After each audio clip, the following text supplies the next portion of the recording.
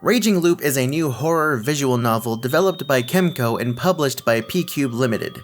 Doing a review of a visual novel that is completely story-based is something that's going to be a little difficult, a little bit of a challenge for me, but I'm going to go for it anyway. Wish me luck. Don't worry, I'm not going to spoil any major story points. I'm basically going to give you a rundown of the plot, the mechanics, and some other stuff that is all basically available on the game's website, as well as my opinion of the game so far. The story is told through the point of view of protagonist Haruoki Fusaishi. I'm gonna really mess up a lot of these names. He's a young guy riding his motorcycle to escape his problems back in town, only to find himself lost in the forest at night. After being lost in the woods for a while, he finally stumbles upon a sign of civilization, a convenience store, where the kind of creepy and very unhelpful clerk shows him where he can go on the map to find some civilization to stay for the night. Along the way, he ends up wrecking his motorcycle and continuing on foot, at one point finding himself having to cross through a very cold river late at night. Why am I mentioning this river? Well, it's actually pretty important to the story, so I'll come back to that. After crossing through the very cold river, Haruoki, who I'm just gonna refer to as Haru, runs into a mysterious young woman who introduces herself as Chiemi. Chiemi brings Haru back to her apartment for the night out of the kindness of her good old heart. And immediately we find out that Haru kinda has a thing for Chiemi, like right away. I'm like, dude, you don't even know this chick. After some awkward, titillating, drunken conversation between the two, they pretty much pass out until morning. Haru wakes up before Chiemi and decides to silently leave and explore the town on his own. And it doesn't take long before he realizes that something is weird about this place. I mean, we are in a horror visual novel after all. Strange, hostile townfolk? A creepy old woman worshipping a stone? Could this place be home to some kind of murderous cult? Immediately off-put by the entire situation, Haru hoofs it back to Chiemi's place, where she explains, or rather sort of hints, that things are a little peculiar in the area. Chiemi takes Haru around town and introduces him to some of the townfolk. There's Haru-chan, not to be confused with Haru, the protagonist. She has an interesting fashion sense, and also doesn't like you. There's this kid who goes by Mochi, and he's weird and also poor. All he has to wear is his school uniform, and some old clothes of Haru-chan, which he seems to enjoy. And there's Tom Nook, who will lend you bells to build your own house as long as you pay him back later. Look, I'm gonna be honest here, I have a really hard time when it comes to remembering Japanese names. A lot of anime I watch and video games that I play have really super Japanese names, and I get them mixed up a lot, or I just kind of forget what they are, which is the case with this game. So I ended up just kind of having to give some of these characters my own nicknames. Angry Dude, Muscle Man, Old Lady, Tea-Woman, Douchebag. Shirty. Mole. Lazy Eye. This is a very small village, and most of the people who live here aren't too happy with your presence, or the presence of any outsider at all, especially the older folk. You soon learn that you are not the only outsider here. In fact, within the past few days, a couple other outsiders have come to town. There's the news reporter and her photographer who have come to learn about the village's food, and a mysterious little girl who doesn't remember her name or where she came from. Earlier, I mentioned there's a river, and that it's significant. One reason the villagers, particularly the older ones, are not too happy with your presence is because you crossed through the river. Got some of that river water all up over your pants and your boots, and you're just walking around town like that. Come on, man, be considerate. The mysterious little girl also came through the river, but because of her young age and innocence, the townfolk are still weary, but at least more accepting of her. So what is the problem with this river? You find out that this river is called the Saranaga, and it's of the belief here that the Saranaga is a portal from the land of the dead. So essentially, you're covered in dead people water. A lot of mysterious things are going on. Haru is cautious, yet extremely curious. He's never seen or experienced anything like this before. Is this really some kind of crazy mountain cult? As Haru begins to pick up more on what could be going on with this place, his paranoia begins to settle in. A strange white-haired woman appears before Haru, warning him to run, leave, escape this place while he can. The villagers seem to know what's going on and prepare themselves for what's to come.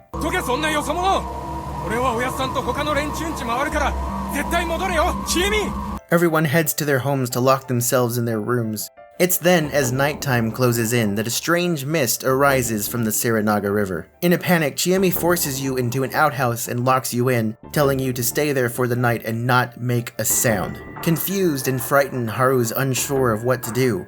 Is this place just crazy and full of stupid superstition? Or is there something else going on here? As an outsider, he's cautious, but as somebody who considers himself to have a level head, he's thinking this is weird, right? until finally he hears a scream. And this, ladies and gentlemen, is where one of the most interesting mechanics in this game first makes a big appearance. A couple of times leading up to this point, you'll encounter decisions that you can make. Usually there's only about 2 decisions that you can make, however one of them will usually be locked away and hidden with a key and a number. These keys will be unlocked over time as you play the game. The loop in Raging Loop comes from the fact that you're going to be doing some things repeatedly. Don't worry, when you unlock new choices, the game has a flowchart that will let you go right back to that choice and choose the other option. Now, how does one obtain these keys to unlock these choices? Well, the answer is pretty simple. It's death. That's right, despite Chiami's warning to stay put and remain quiet, Haru decides to leave the outhouse and investigate the scream. The village is covered in a dense fog, but Haru is able to make his way to this thing. A huge, 3-eyed wolf monster of some kind attacks Haru, nearly killing him but leaving him unconscious. Until he comes to the next morning and the villagers, assuming he's dead, now thinks that he's one of the walking dead, and immediately puts him to death.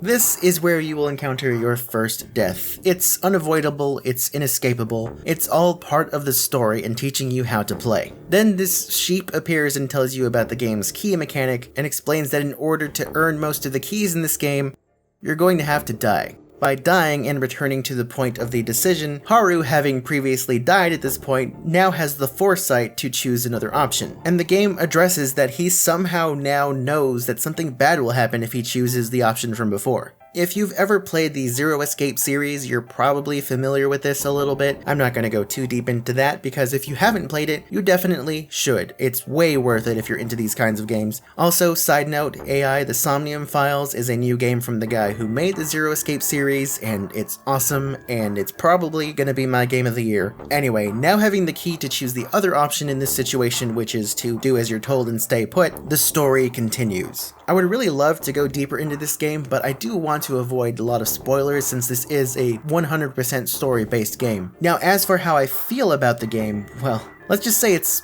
slow.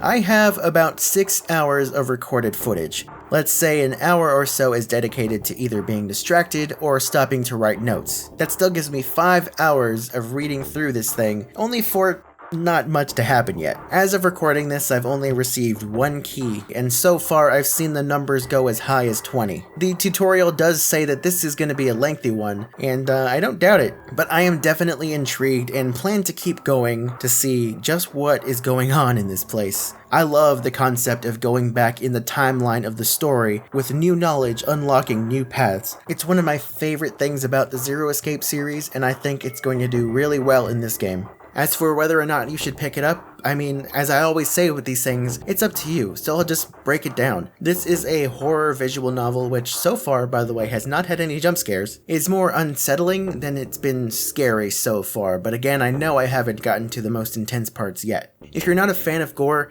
this game does a good job of implying it, but not really showing it. And as I said, this game is a long one and it goes kind of slow, so if you're not patient for the payoff in these types of games, maybe look elsewhere for one that's going to be a little bit faster. This game is going to be $30 digital and $40 physical, so it's up to you if that's the price you're willing to pay for a visual novel. But if what I've told you about the game so far sounds intriguing, definitely go for it. It sounds like it's going to be really interesting and I am excited to see more. I just really hope the game picks up some pace here. The game releases on the Nintendo Switch and PlayStation 4 on October 18th in Europe and October 22nd in the States. If Raging Loop sounds like the horror visual novel you've been waiting for, don't be afraid to check it out when it releases.